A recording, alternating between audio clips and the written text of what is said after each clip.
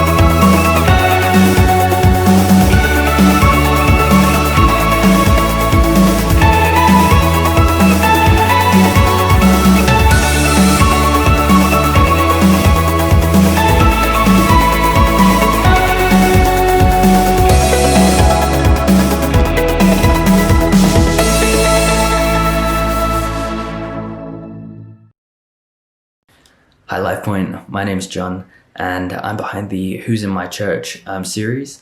I just wanted to talk briefly about the heart of this series. This really came about after seeking the Father and really wanting to be to glorify Him. And something that I'm incredibly inspired by is Jesus' commandments, not only to love the Father with everything within us, but to love one another. And I believe, and LifePoint believes that we should be acting that out and really pushing towards that, breaking through any superficial boundaries or any limits on time. There's only so much time we can connect with people and hear people's stories. So we really want to use this as a platform where people are free to be as open and vulnerable as they feel, and that God ultimately gets the glory, because it's the relationship with Jesus that provides the hope, and we want to shine that light and enable us to overcome the enemies or struggles that we have in our day-to-day lives. So I just want to encourage anyone, if they would like to share their story, it would be awesome just to hear from you. Feel free to message me or to talk to anyone in LifePoint leadership. The next story coming up is my good friend Ellen's, and it was so great to be able to hear her share so openly and vulnerably. And I hope it blesses you as much as it did me.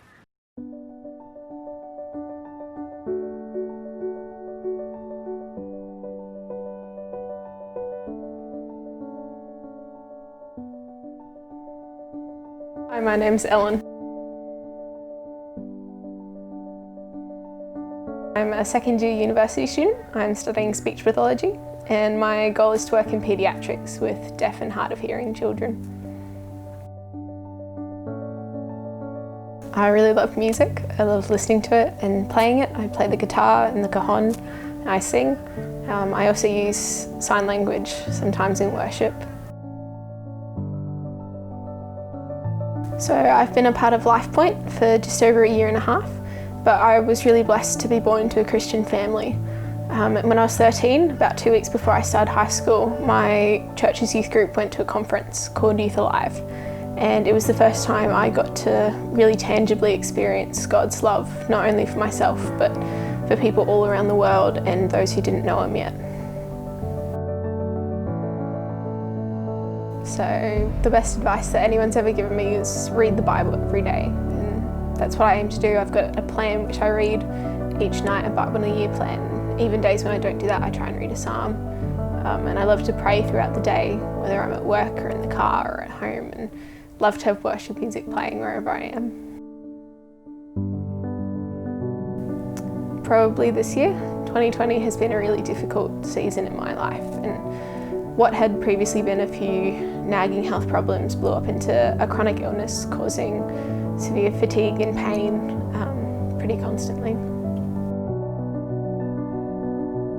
It's definitely been a season where God was the one holding on to me, and I could do all the good Christian things like reading my Bible and praying every day, but the times that I grew the most was when I had nothing left to give to God.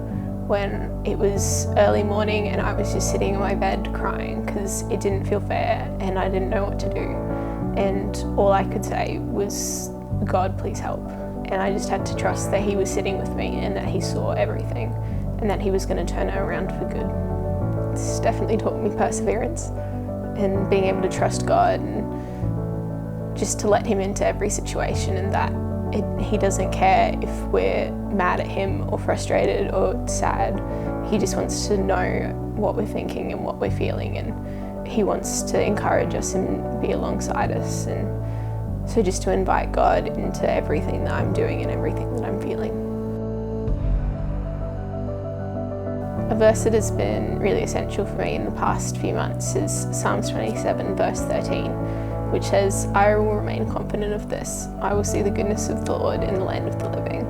And it was a verse that someone had shared with me in a previous hard season, but it kind of took on a new meaning in this one with poor health, of just a reminder that regardless of what my circumstances look like, I will get to see His goodness.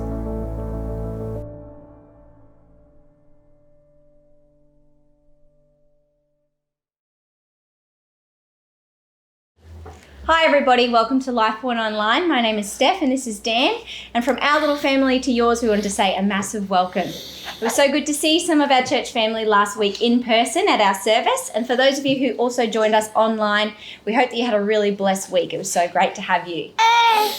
Huge hello to all of our Church Online followers as well. Who've been following along from all around Australia and some overseas as well, which is pretty crazy. Send us an email. hello@lifepoint.org.au. We would just love to keep hearing from you. Thanks to those guys who sent us emails last week. We're going to get out of this chaos and we're going to throw over to Jace, who's got some church news for us to kick us off. Thanks, Jace. Thanks, Dan and Steph. Yeah, guys, just some news from me. One is this Sunday we're meeting again, which is really exciting. We got to meet so many of our people face-to-face last week over at Grace, and we're going to do that again. Both booked out, so I'd encourage you, if you're keen to get along to this one, make sure you jump on our website. There should be a QR code on your screen now. You can even hold your camera up to the screen, zoom on that one, and it'll bring up the link to register. But please do register because we have limited numbers. We've still got to keep social distancing and that kind of stuff, but it'll be great to get together. So yeah, do that now. Guys, another update is Kids Crew and Youth are back on Friday. So parents out there, make sure you sign your kids up. Another one coming up for our men. We're actually going to be starting an authentic manhood course next Tuesday night. This is a great chance for us as guys to just explore what it means to be godly, strong men. Men that aren't soft, men that aren't domineering, but men that understand who they are and who God's called them to be. So if that's you and you're interested, sign up through our app. There could be details on your screen now as well. But yeah, it'd be great to see so many of our guys along to that one. Giving is still going amazingly well. So thank you, church, for being just so generous. We continue to have that emergency fund there and available to help people. Keep sharing your stories on that. But if you'd like to give, details are on your screen again now. You can do that. If you're giving elsewhere, awesome. People are in need through this time. So let's be a generous, open-handed people. Yeah, guys, I think that's about it from me. Thank you so much for just being an amazing church through this time. It's so cool to be a part of a people who are passionate about the gospel and seeing God's kingdom come in this area. So we're going to see lives transformed. Let's do it. Thanks, Jace. That's awesome, mate. There isn't a more authentic man than Jason Coleman, so get along to that course. One thing that Jason didn't mention is actually our Acts 2 challenge for July is to give something away that's valuable to you to someone else in our church or outside our church. I wonder how you're going with that challenge. We've only got a few days left in July. So, Steph, what are you giving away? Oh, look, this is really hard. Confession time. I have a little bit of a hobby, which is, collecting really nice pieces of clothing, particularly really pretty dresses. Addiction. Hobby, yeah. It is an addiction. So I thought maybe it's even hard to say it out loud because yeah, it's you're painful. going there, yeah. Maybe give one of my dresses away. But the fact that it's painful, I think is, it meets the criteria. So possibly that. What about you? Is that just an excuse to buy more dresses later or? No. No. Possibly. Yeah, I've got something I'm going to give away, but I haven't completely confirmed yet because it's very valuable to me, so I'm still working it through. Still grieving. But I'm definitely going to be doing the challenge. We've had people give away their guitars to people that have broken guitars. We've had people give away skateboards, give away all sorts of things, and just, give it away to someone in need or just give it away anyway, just as a practice of what it means to follow Jesus. Yeah. We are in a series at the moment called Apprentice, which we kicked off last week about what it actually means to follow Jesus. Now, we heard from Jason Coleman before, and now we're going to hear from another Jason, good friend of mine. He's a pastor. He's been a pastor in the US and here in Australia, and he's going to actually talk to us today about how to follow Jesus. Jace, over to you, mate. Hey LifePoint Church, so glad to be with you again today. My name's Jason and I have the privilege of taking you through part 2 of this series that we're in called Apprentice. Last week, Dan did a phenomenal job of kicking off this series and he talked about this famous statement from Jesus where Jesus talked about his yoke. Think oxen, not eggs. If you stick around to the end of the message today, I'm going to give you my take on that famous statement from Jesus as well. And as we get started, I just want to give you a word of warning. We're going to start on a construction site and it's a little bit noisy, but I hope you enjoy it.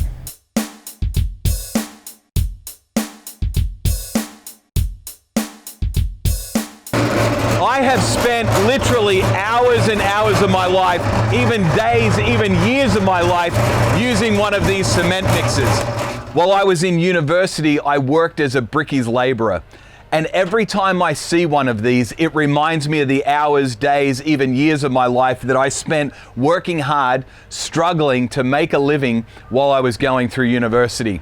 Every time I see one of these, it also reminds me that there are a lot of Jesus followers, a lot of Christians who spend days, years, hours of their lives trying to struggle through the Christian life to live out the lessons that Jesus taught.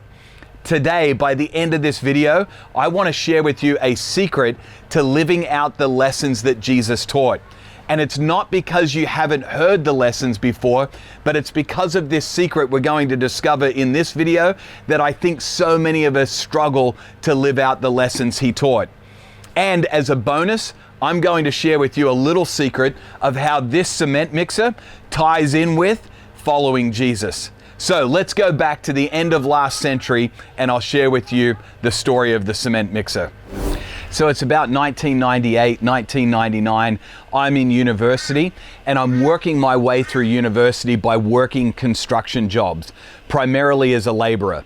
Every job that I had, I would be assigned to a craftsman. Sometimes I was assigned to labor for a plumber, an electrician, carpenter, but most often I was assigned to a bricklayer. In fact, I spent almost 2 years of my life as a brickies laborer for one particular bricklayer from England. It was the closest thing that I got to an apprenticeship during my years of university. I learned a lot from that bricklayer. I learned how to mix cement. I learned how to lay bricks. I learned relationships on a construction site. I even learned a little bit about site management along the way. But probably one of the greatest lessons that I learned along the way was how to have a comfortable morning tea or smoko. The keys to having a comfortable lunch or morning tea or afternoon tea on a construction site are really just three things. A really comfortable foldable chair. Not one of those cheap camping chairs, but spend a little bit of money and get yourself a comfortable chair. The other thing you need is a really good lunchbox. Not a small lunchbox like the one that you took to school, but a really large one because you're going to need enough food to last you the whole day. And then finally, a good thermos, because in order to really enjoy lunch or morning tea on a construction site, you need to have a hot cup of tea, and a good thermos is the key to that. See, being an apprentice or a laborer for the bricklayer taught me more than just how to lay bricks or mix cement. It actually taught me a lot of life lessons along the way. In fact, my love of utes comes from my relationship with the bricklayer that I worked for those many years. He let me drive his ute almost every day to pick things up from the hardware store or to go grab extra supplies. And I fell in love with utes during that time. And still to this day, I love having a ute. See, when you're an apprentice to somebody, you actually learn more than just the skills they're trying to teach you. You learn a lot about the lifestyle that they live as well. I don't know about you, but perhaps you've had somebody in your life that taught you some life lessons, not just skills that you needed in life, but some lessons along the way of how to live your life. Maybe for you it was a teacher, maybe it was a relative like an aunt or an uncle, perhaps it was a parent, maybe it was just somebody in the community that taught you some lessons, but really taught you a lot about life. That's what it looks like to have a relationship with somebody beyond just the skills that they can teach you. And that's a lot of what it looked like to have a relationship with Jesus as a follower of his in the first century. In fact, this idea of apprenticeship is what having a relationship with Jesus looked like if you were one of the first followers of Jesus.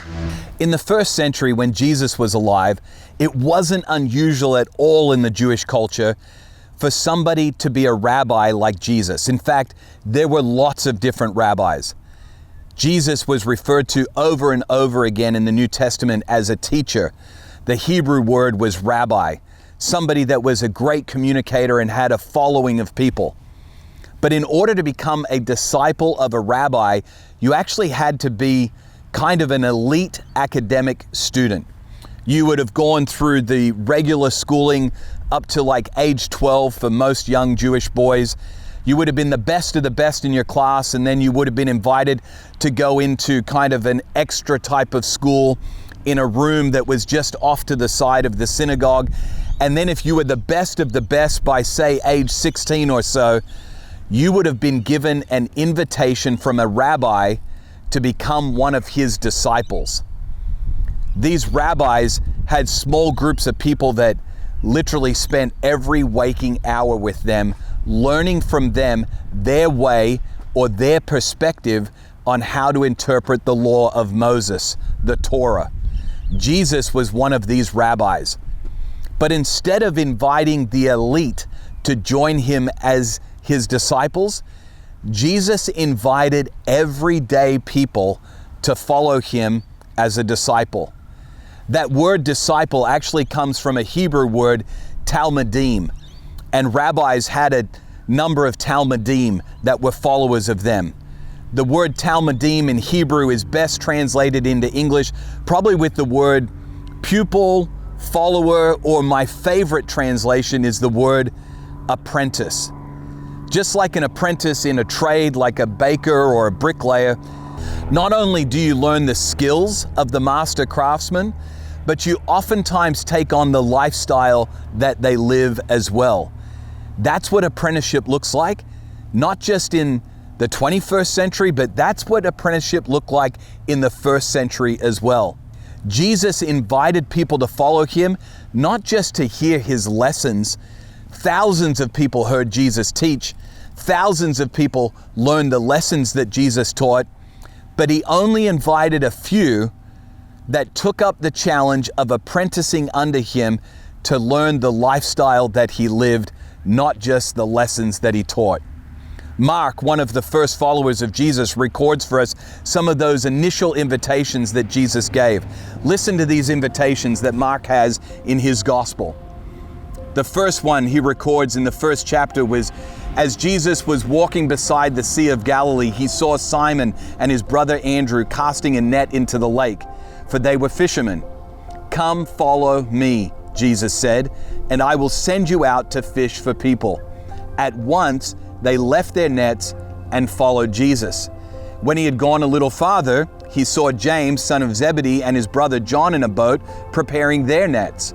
Without delay, Jesus called them, and they left their father Zebedee in the boat with the hired men and followed Jesus. In Mark chapter 2, he records another invitation. Once again, Jesus went on out beside the lake. A large crowd came to him and he began to teach them. As he walked along, he saw Levi, son of Alphaeus, sitting at the tax collector's booth. "Follow me," Jesus told him. And Levi got up and followed him.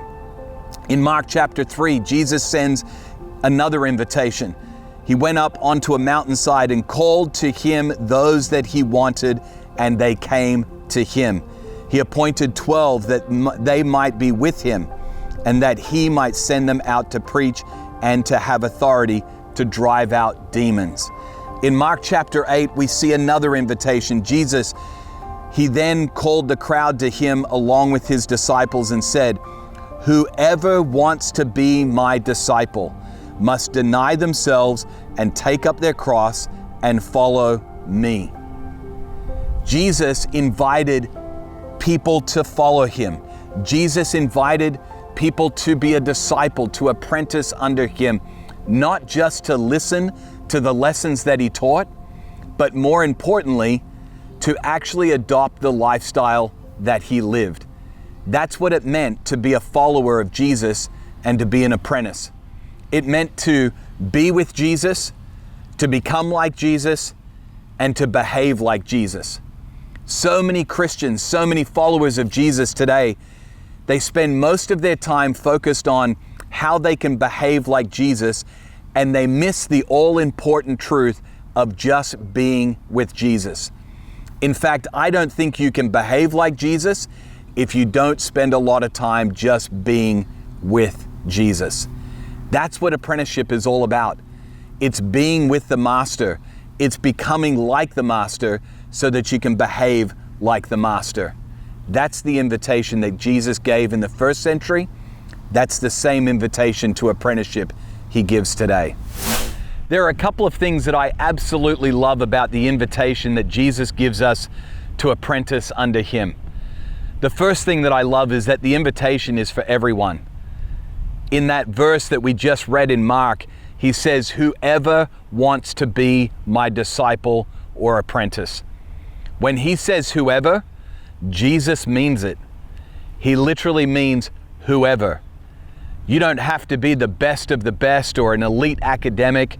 You don't have to have done certain things in your life or not done certain things in your life. When he says whoever wants to be my disciple, Jesus literally means whoever. That includes you, and it certainly includes me. The other thing I love about the invitation is that it's not an invitation to follow a bunch of rules and regulations. It's actually an invitation to relationship with him. See, that's why apprenticeship is so much better than just following someone. He actually wants a relationship with you. That's what I love about this invitation. So let me ask you a question. Are you a Christian or are you a disciple, an apprentice? In the New Testament, the word Christian is actually only used 3 times, as opposed to the word disciple or apprentice, which is used 268 times. It's easy for a lot of people to say, I'm a Christian, but it looks a lot different for us to say, I'm a disciple or an apprentice of Jesus. So my question to you today is, are you a Christian who just simply has an interest in Jesus, or are you interested in being an apprentice under Jesus? If you're interested in the latter, then I think it starts with that first goal of the apprentice, to be with Jesus. When I think of being with Jesus, I'm reminded of what Jesus said about that idea when he said, I want you to abide in me and I want to abide in you. He wants to do life together with us. Dallas Willard, the famous theologian, describes abiding in Jesus or being with Jesus in these words. Let me read them for you. Willard said it this way. He said, when it comes to being with Jesus, the first and most basic thing we can and must do is to keep God before our minds. This is the fundamental secret of caring for our souls, he says. Our part in practicing the presence of God is to direct and redirect our minds constantly to Him. Now, if you're just starting out, or even if you've been following Jesus for a long time, listen to these next words that Willard talks about in this practice of abiding in Jesus. He says, in the early time of our practicing, we may well be challenged by our burdensome habits of dwelling on things less than God. I love how gracious he is with that. I know for me, I have a lot of habits of dwelling on things that are less than God. But these habits are not the law of gravity. I love that line. What hope that gives us. These habits are not the law of gravity. They can be and must be broken. A new grace-filled habit will replace the former ones as we take intentional steps of keeping God before us. Soon, our minds will return to God as the needle of a compass constantly returns to the north. If God is the great longing of our souls, He will become the pole star of our inward being. I love how Willard describes that. He says that if we constantly redirect our minds back to God, over time there'll be a grace-filled habit that begins to develop in our lives where our minds are constantly being redirected back to Him. That's what abiding in Jesus looks like, and that's what it looks like to be with Jesus. So I want you to just imagine this week for a moment, starting with this first practice of apprenticing to live out the way that Jesus lived by just being with Jesus, by keeping Jesus constantly on your mind. When Jesus described the way or the yoke that He invited His apprentices to take on, Jesus used these words that Matthew recorded for us. Listen to how great this invitation to following Jesus sounds. Are you tired, worn out, burned out on religion? Jesus says, come to me, get away with me, and you'll recover your life. I'll show you how to take real rest. walk with me and work with me. Watch how I do it. That's what apprenticeship looks like, to walk with Jesus, to work with him, and to watch how he does it. That's what we're going to be doing throughout this series. We're going to look at the lifestyle that Jesus lived. Then listen to this next phrase in the invitation that Matthew recorded. Jesus says, "Learn the unforced rhythms of grace. I won't lay anything heavy or ill-fitting on you. Keep company with me, and you'll learn to live freely and lightly." Have you been burdened down by trying to live out the lessons that Jesus taught without focusing on the lifestyle that he lived? This series is perfect for you. And this week, I want you to think about nothing else but just being with your Master Jesus. Apprenticing under Jesus starts with being with him. Learn the unforced rhythms of grace. Learn to spend time being with Jesus this week and discover how you can live as Jesus described it, freely and lightly. That sounds like the kind of life that I want to live, and I bet you it sounds like the kind of life you do too. Thank you so much, Jason. We are always so blessed by your wisdom and your perspective. So thank you for sharing. Thanks, mate. We're going to close out today, our online service today, by doing something that Jesus asked his followers to do. He actually took, when he was sitting with his disciples, he took the bread and the wine and he flipped the Passover festival. And said, instead of doing this in remembrance of the Exodus from Egypt, that was the Jewish festival, he said, do this now, from now on, do this in remembrance of me. So this is our way of following Jesus and actually understanding with our whole bodies just what it cost Jesus to allow us to be with him, to come to him when we're weary and burdened, to receive salvation and rest. So we invite you at home, if you have the elements there in front of you, we invite you to do it now, maybe just after we're finished. Steph, we're going to do this now. We're going to take the bread and remember his body was broken for us. We're going to take the wine and remember his blood was poured out for us. How about I pray before we do that? Lord God, we remember what you did. We remember your sacrifice. And as your followers, we come before you today, all scattered throughout the region, Lord. And we're in our homes. We break bread, as it says to do in Acts 2. And we remember what it means to be a follower of you. And we remember ultimately what you did. That ultimately it's not about what we must do. It's about what you have already done for us in your death and your resurrection. Amen. We're going to invite you to share communion now, and we're going to sing a song called Lead Me to the Cross, the place where his blood was poured out.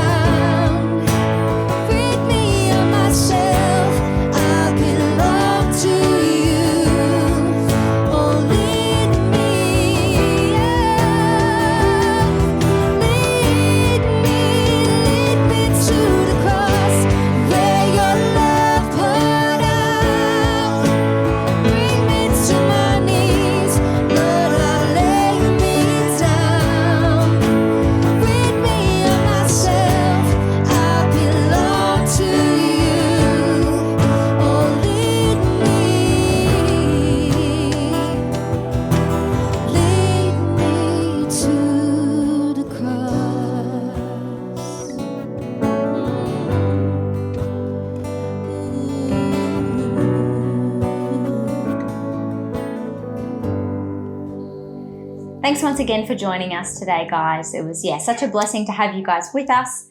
Now, just to let you know, we're going to be meeting back for Big Church next week, August 2 it is. Yep, next Sunday. So make sure that you register again to be at that service. And for those of you that will, be at home, we'll still have service online for you. So, excited. Yeah, really to see you all exciting again. next week actually too. We've got 2 people getting baptised in our AM Fantastic. service. So good.